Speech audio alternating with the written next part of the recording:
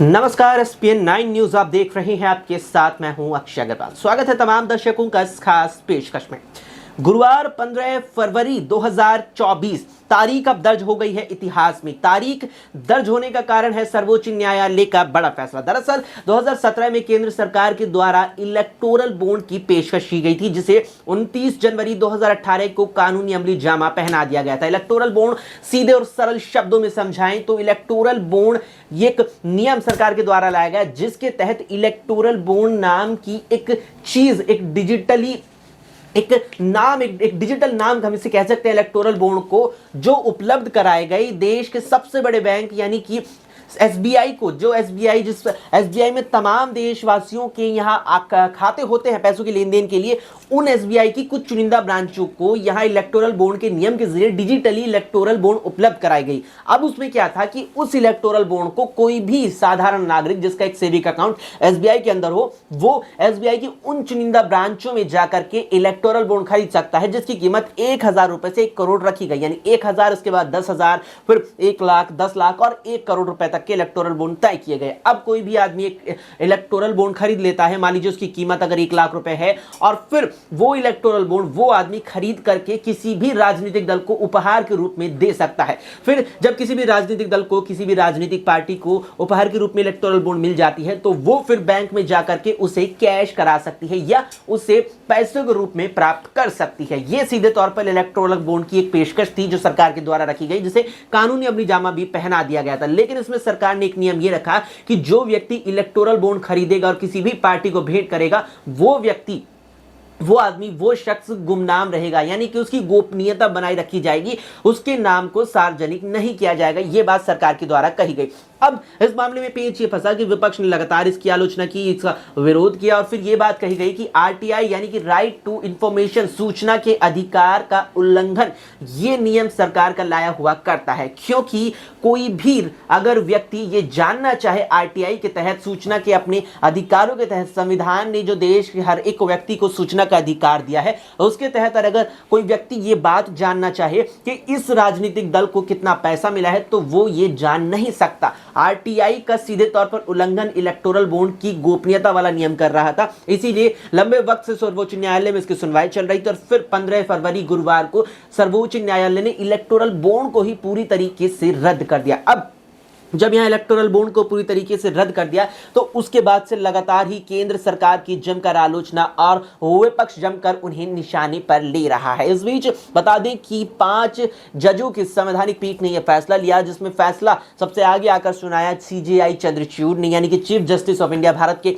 Chief justice D Y Chandrachud ने यह फैसला सुनाया, और साफ तौर पर उन्होंने इलेक्टोरल बॉन्ड को अब रद्द कर दिया है। इसके बाद माना जा रहा है कि बीजेपी की चिंताएं इससे बढ़ गई है। इसकी वजह यह दी जा रही है कि लगातार विपक्ष का कहना है, चाहे कांग्रेस हो, चाहे आम आदमी पार्टी या अन्य कोई भी राजनीतिक दल, उनका लगातार यह कहना है कि इलेक्टोरल बॉन्ड जो पिछले 5 से 6 सालों में खरीदे गए हैं, लोगों के द्वारा भेंट किए गए हैं, उसमें सबसे ज्यादा भेंटें यानी करीब 95% भेंटें यहां बीजेपी को हुई है। यानी कि मान लीजिए कि पिछले 6 सालों में 1 लाख इलेक्टोरल बॉन्ड खरीद करके भेंट किए गए हैं राजनीतिक पार्टियों को। यहां पर विपक्ष का यह कहना है कि उन इलेक्टोरल बॉन्ड में, उन 1 लाख इलेक्टोरल बॉन्ड में 95,000 तो बीजेपी को ही बेचे गए, सबसे बड़ा फायदा इसका बीजेपी को मिल रहा था। इस बात को लगातार विपक्ष कह रहा है, और इसी बात को लेकर लगातार वो यहां सरकार को घेरता भी नजर आ रहा है। ऐसे में जब यह फैसला कोर्ट का आया, तो उस बीच कांग्रेस नेता पवन खेड़ा ने प्रेस कॉन्फ्रेंस करके सरकार को आड़े हाथों लिया और जमकर उन पर निशाना भी साधा। जरा देखिए इस वीडियो में उन्होंने क्या कुछ कहा।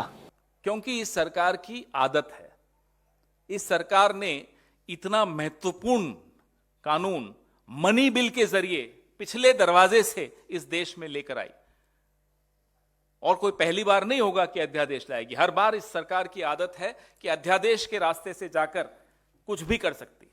तो इसलिए हम ये मांग भी अपनी सार्वजनिक कर रहे हैं कि ये भ्रष्टाचार का मामला है, प्रधानमंत्री के दरवाजे पर जाता हुआ भ्रष्टाचार का मामला है। उनके बगैर कुछ पत्ते भी नहीं हिलते इस शहर के, क्या इस देश के, और सुना आजकल विदेशों के भी। तो इसलिए ये भ्रष्टाचार पे आज एक जो हम लोगों का लगातार एक स्टैंड रहा है, उस पे आज माननीय सर्वोच्च न्यायालय ने अपनी मुहर लगा दी है। आज के बाद इलेक्टोरल बॉन्ड्स किसी और रास्ते से, खिड़की, रोशनदान, पिछले दरवाजे से नहीं आने चाहिए इस देश में, और अभी तक की सारी जानकारी एसबीआई को चुनाव आयोग के सामने रखनी चाहिए और उसको सार्वजनिक करना चाहिए। देश के हर नागरिक को ये जानने का हक है। तो सुना आपने कि यहां पवन खेड़ा साफ तौर पर आड़े हाथों लेते नजर आए बीजेपी की केंद्र सरकार को, और बीजेपी को भी साफ तौर पर भी कहते नजर आए कि यहां पारदर्शिता वाली जो बात है, जो मांग है, वो लगातार हम उठाते नजर आ रहे थे, लेकिन सर्वोच्च न्यायालय ने इस पर वक्त लेकर के हमारे हित में, यहां देश की जनता के हित में फैसला सुनाया और यहां हमारी मांग को बनाए रखा और हमारी मांग को भी स्वीकारा कि हमारी मांग थी वो ठीक थी। यानी कि कुल मिलाकर के अब विपक्ष पूरी तरीके से बीजेपी को घेरने की कोशिश कर रहा है। माना जा रहा है कि बीजेपी इससे पूरी तरीके से बैकफुट पर आ गई है। इसकी बड़ी वजह यह भी देखी जा रही है कि जब से इलेक्टोरल बॉन्ड का मामला सामने आया है, जब से ये बात कही गई है, या कहें कि जब से यहां सर्वोच्च न्यायालय ने इलेक्टोरल बॉन्ड को पूरी तरीके से वैध करार देते हुए उस पर रोक लगा दी, उसे रद्द करार दे दिया है, तभी से इलेक्टोरल बॉन्ड को लेकर लगातार विपक्ष को घेरा जा रहा है। और इलेक्टोरल बॉन्ड को लेकर के किसी भी बीजेपी नेता के द्वारा या किसी भी बीजेपी नेता की ओर से कोई प्रतिक्रिया देखने को नहीं मिल रही है। लेकिन जिस तरीके से पूरा मामला है, सबके बीच आपको बता दें कि जब इलेक्टोरल बॉन्ड की पेशकश सरकार के द्वारा की गई थी, तो साफ तौर पर सरकार का यह कहना रहा उस वक्त कि जो ब्लैक मनी है, काला धन है, वो अब व्हाइट मनी में तब्दील हो जाएगा। इसके लिए जो तर्क सरकार के द्वारा दिया गया वो ये था कि मान लीजिए कि किसी व्यक्ति के पास बेहद ही ज्यादा काला धन है, लेकिन अगर वो इलेक्टोरल बॉन्ड खरीदता है तो उसे बैंक जाना होगा, और बैंक में जैसे ही वो अपने पैसे रखेगा तो पैसों की कीमत और उस पर लगे टैक्स के नियमों के मुताबिक उसमें से टैक्स कट जाएगा, और फिर जाकर के वो पैसा जब बैंक के पास आ जाएगा तो वो पूरी तरीके से व्हाइट मनी कहलाएगा, यानी सफेद धन, काले धन की श्रेणी से वो पैसा हट जाएगा। इससे जो तमाम लोगों देश में हैं, जो जितने भी लोग देश में इस वक्त है जो काला धन रखे हुए हैं गैर कानूनी रूप से या किसी ही भी प्रकार से, उन लोगों पर अब यहां लगाम भी लगती और काले धन पर भी साफ तौर पर लगाम लगती। ये लगातार सरकार का कहना था। लेकिन जब से, यानी कि खास तौर पर 29 जनवरी 2018 से जब इलेक्टोरल बॉन्ड को कानूनी अमली जामत सरकार के द्वारा पहनाया गया था, उसके बाद से ही लगातार विपक्ष इसकी आलोचना कर रहा था। विपक्ष